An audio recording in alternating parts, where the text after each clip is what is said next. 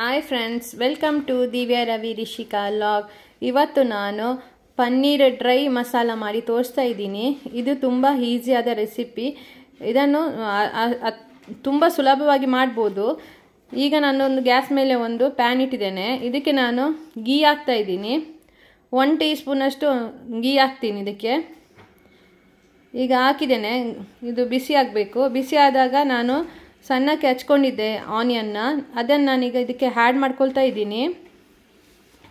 ಇದು ಚೆನ್ನಾಗಿ ಫ್ರೈ ಆಗಬೇಕು ತುಪ್ಪದಲ್ಲಿ. ಆನಿಯನು ಚೆನ್ನಾಗಿ ಫ್ರೈ ಆದಾಗ ಆನಿಯನ್ ಟೇಸ್ಟ್ ಸಿಕ್ಕೋದು ನಮಗೆ.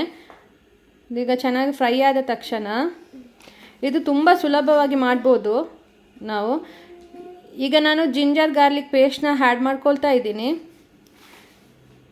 ಜಿಂಜರ್ ಗಾರ್ಲಿಕ್ ಪೇಸ್ಟ್ನ ಸ್ವಲ್ಪ ಈರುಳ್ಳಿ ಒಟ್ಟಿಗೆ ಫ್ರೈ ಮಾಡಿದಾಗ ನಾನು ಸ್ವಲ್ಪ ಗ್ರೀನ್ ಚಿಲ್ಲಿನ ಹಾಕ್ತಾಯಿದ್ದೀನಿ.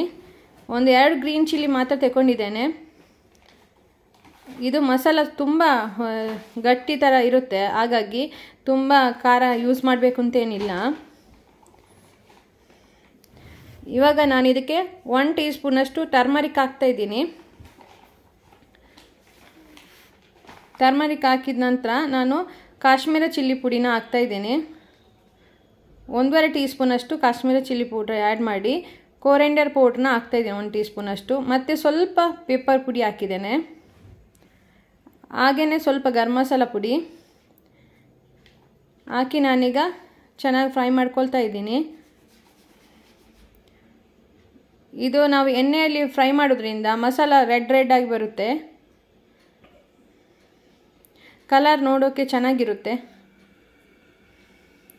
ಸ್ವಲ್ಪ ಎಣ್ಣೆಯಲ್ಲೇ ಮಸಾಲ ಫ್ರೈ ಆದಾಗ ಅದರ ಸ್ಮೆಲ್ಲೆಲ್ಲ ಹೋಗುತ್ತೆ. ಸ್ವಲ್ಪ ಹೀಗೇ ಫ್ರೈ ಮಾಡ್ತಾ ಇರಬೇಕು. ಗ್ಯಾಸ್ನ ಲೋ ಫ್ಲೇಮಲ್ಲಿಟ್ಟು ನಾವು ಫ್ರೈ ಮಾಡಬೇಕು. ಈಗ ನಾನು 1 ಟೊಮೆಟೊ ತಗೊಂಡಿದ್ದೇನೆ. ಅದನ್ನು ನಾನು ಮಿಕ್ಸ್ ಜಾರ್ಗೆ ಹಾಕಿ ನಾನು ಪೇಸ್ಟ್ ಮಾಡಿ ಇಟ್ಕೊಂಡಿದ್ದೇನೆ. ಖಾಲಿ ಟೊಮೆಟೊ ಮಾತ್ರ ಯೂಸ್ ಮಾಡಿದ್ದು. ಈಗ ಈ ಪೇಸ್ಟ್ನ ಸ್ವಲ್ಪ ನೀರು ಹಾಕಿ, ಮಿಕ್ಸ್ ಜಾರಿಗೆ ನೀರು ಹಾಕಿ ಸ್ವಲ್ಪ ನೀರು ಹಾಕ್ತಾಯಿದ್ದೀನಿ. ಆ ಮಿಕ್ಸಿನ ವಾಶ್ ಮಾಡಿದ್ದಲ್ಲ ಅದರಲ್ಲಿ ಸ್ವಲ್ಪ, ತುಂಬ ನೀರು ಹಾಕಬೇಕು ಅಂತ ಇಲ್ಲ. ಇದು ಚಪಾತಿಗೆ, ದೋಸೆಗೆಲ್ಲ ಚೆನ್ನಾಗಿರುತ್ತೆ, ರೋಟಿಗೆಲ್ಲ. ಈಗ ನಾನು 1 ಟೀ ಸ್ಪೂನಷ್ಟು ನಾನು ಸಾಲ್ಟ್ ಹಾಕಿದ್ದೇನೆ. ಇವಾಗ ಸ್ವಲ್ಪ ಇದನ್ನು ಮುಚ್ಚಿಡಬೇಕು. ಹಾಗೆ ಮುಚ್ಚಿಡೋದ್ರಿಂದ ಸ್ವಲ್ಪ ಬೇಯ್ತದೆ ಈರುಳ್ಳಿ ಎಲ್ಲ, ಮಸಾಲೆ ಎಲ್ಲ ಚೆನ್ನಾಗಿ ಇಟ್ಕೊಳ್ತೆ. ಈಗ ನಾನು ಪನ್ನೀರ್ನ ಉದ್ದಕ್ಕೆ ನಾನು ಕಟ್ ಮಾಡಿಟ್ಟಿದ್ದೆ, ತುಂಬ ಸಣ್ಣಾಗಿ ಉದ್ದಕ್ಕೆ ಕಟ್ ಮಾಡಿಟ್ಟಿದ್ದೆ.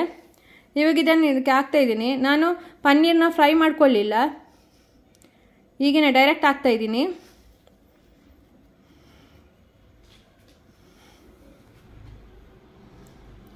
ಇವಾಗ ಇದನ್ನು ಮುಚ್ಚಿಡಬೇಕು.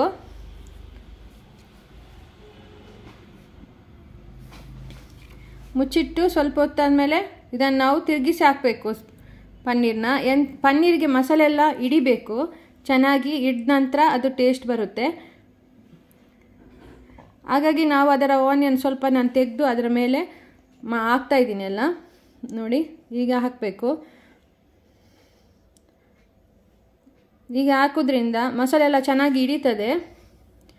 ಇದರಲ್ಲಿ ನೀರಿನ ಅಂಶ ಇರುವುದಿಲ್ಲ, ಹಾಗಾಗಿ ಸ್ವಲ್ಪ ಅಲ್ಲ ಹಾಕಿದ್ದು ನೀರು, ಹಾಗಾಗಿ ಇದು ಬೇಗನೆ ಗಟ್ಟಿಯಾಗುತ್ತೆ. ಪುನೊಂದ್ಸಲ ಹೀಗೇನೆ ಮಾಡ್ತಾಯಿದ್ದೀನಿ.